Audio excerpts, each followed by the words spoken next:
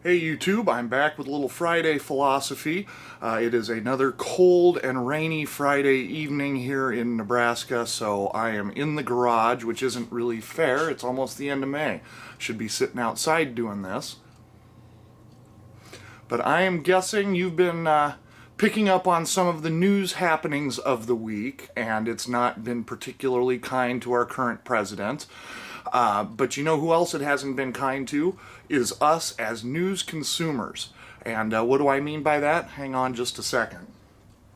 First off, Friday philosophy, so I have to have a little Blender's Batch Johnny Walker American Oak today. This is a new blend. It's really pretty good stuff. I just did a review on it. It's a little lighter and smoother maybe than what you're used to if you're a Scotch drinker or if you're familiar with it at all. But that said, also have a little haunted bookshelf in my corn cob today. But on to the topic of the day. Obviously, the scandals and whatever that are plaguing the president are a problem. But that's not really what I'm here to talk about. I'm not going to make this political, but I've been reading stories over the last couple of days about how people are getting depressed over the amount of news. It's actually causing serious mental issues for some people because they feel like they need to keep on top of things and there's just so much stuff. Well, from somebody who worked in the news business for a few years, I have some insight on that you all may find helpful. I worked for a small newspaper here in Nebraska, and so that's certainly not the New York Times or ABC News or the like, but they all essentially run the same way. And that is ratings, subscriberships, viewerships, and the like. Well, how do news outlets make money? By selling advertising. How do you sell advertising? By getting higher ratings than the guy on the other network. And so what you are seeing these days in the news is something that I've never witnessed. I don't think has probably ever existed because of the pace of the modern world and the accessibility of the internet. So what happens is a small story breaks, oftentimes even through some unheard of blog, and the national news, your major news outlets, have to take notice of that. They have to take a stand on some of these, especially if there appears to be any credibility whatsoever, because they can't afford to look like they've been left behind. They need to be the ones on the forefront. That's how they made themselves into major outlets to begin with. And so what often happens is, where in the past, in the 60s, 50s, 70s, 80s, as long as there's been, in particular, television news, there's been an opportunity to vet the information before it's released. And now, with the modern society, again, with the pace of it, news outlets can no longer afford to wait for that verification, to wait for that normal, ordinary vetting process that used to happen. Can no longer occur in the way that is maybe the most proper, the most sensible. Nobody wants to release false information, right? You don't want to be the guy at the end of the rope saying, well, I thought it was true. I was told it was true. But they have to do something to try to keep pace with other outlets. So oftentimes what you see is something like what you've seen this week, where every day, or even multiple times in a day, there is some new tidbit to add to this story, to make it more impactful, to make it more breaking, to make it more scandalous or salacious or whatever. And it's not just with presidential politics. This happens in any number of other arenas, whether it's criminal, whether it's the entertainment industry. We've got to jump, and we've got to jump now. So give me your best guess. And that's not the way we should be consuming our news. At least not with the actualization that the news that's coming at us may or may not be accurate.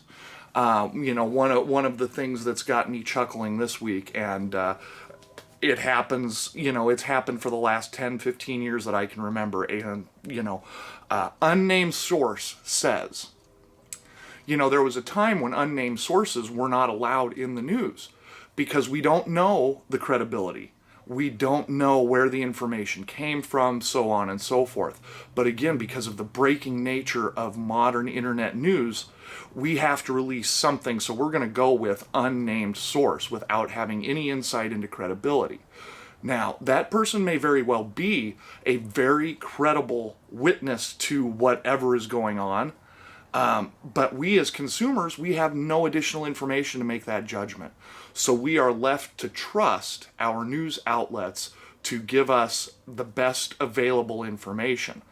Unfortunately, what is happening with people is that first bit of information they are taking as fact and not allowing a story proper time to develop.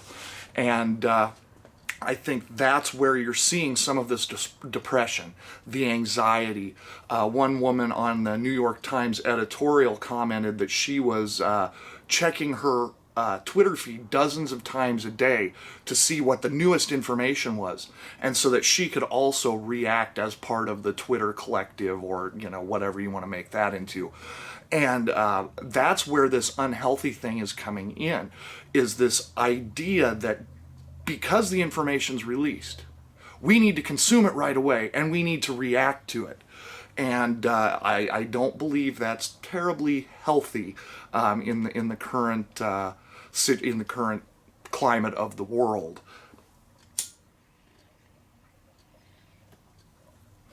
Now, as for me personally, I try not to consume any breaking news for several hours at a minimum. Sometimes I will wait till the next day or 2 days later to allow some of those facts to flush out, because there's always going to be more information. And especially on a breaking story, because the outlets are, again, competing with one another to, collect the most information and get it out there first. So, these stories are going to develop very rapidly, and there's going to be a burst of breaking information, but it's not all relevant and it's not all factual. So do yourselves a favor, take a little step back from those breaking news announcements and give it some time to develop. Go back into your history and realize that a lot of people, didn't have information on World War II until days later in some cases, but certainly not the same day, because the information outlets were not developed. And what all that means is life carries on. Knowing the latest breaking information really probably doesn't affect your life that dramatically in the short term that you couldn't wait till tomorrow to see if there's new information that changes the overarching structure of whatever story that may be. Now, the other thing to take into brief consideration is the fact that, again, news is driven by ratings.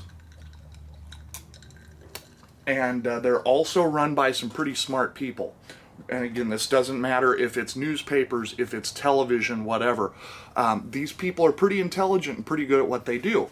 And they pay attention to Facebook and whatnot, and they understand the clickbait craze that happened, over the last 3 or 4 years, where really outrageous headlines drive traffic. So what do you see more of on the news and in the newspapers? More outrageous headlines. They understand that those headlines drive people emotionally to want to find out more. This was a no-no in the old newspaper days. Everything needed to be straightforward and factual, and that's no longer necessarily the case, especially in an event of a breaking news where the information's still being gathered. They will try to drive people emotionally. Sometimes that's through anger. Sometimes it's through fear. But you can point to almost any of the stories this week and start reading headlines and seeing those trigger triggers that are trying to draw you in from an emotional standpoint. And unfortunately, that's not news. News is based on logic, it's based on fact, and it's based on truth. So I urge anybody, when you read that headline, to think twice about what they, as the outlets, are trying to do. Because ultimately they're trying to collect revenue, which means viewership, readership, and so forth. One last thing I'm going to leave you with, and move on with hopefully happier thoughts for next week. But I personally do not watch television news, national news. I love my local channels, I love my local people, but do not watch national news. Again, for a lot of the reasons I just stated prior, but it comes at you so fast because they have 2 to 3 minutes, depending on the size of the package, to get out all of this information as quickly as they can. And, one second, sometimes it's hard to pick up when they cite things like unnamed sources, or it's oftentimes hard to discern between speculation and fact because of the way it comes at you and the speed at which it comes at you. So I would urge all of you to do similar to what I do, and that is I do go to the internet because it's widely available, at least to me, and I may go to the same national news outlet, but I will read the accompanying story, because that gives me a chance to digest whether or not that's an unnamed source, whether or not, this person was speculating versus citing actual information and speaking from a knowledgeable position of fact. Much of what we see now are talking heads yelling at each other, speculating on different things, and the information can be framed in such a way as though one of them may sound as though he's speaking from a position of fact. But until you get an opportunity to see and cite those sources, you don't necessarily have to go out and check the sources, but you can at least theoretically trust that if somebody cited a source, that back end has already been done for you. But just a few pointers, a little bit of insight into the world of news and what that's all about. In the end, it's still about making money. Yes, it's about informing the public, but if they can do that and drive you emotionally to become attached to their station, to their website, to their story, you're going to keep coming back, which brings them more money. So don't fall into that trap of becoming emotionally engaged in the news.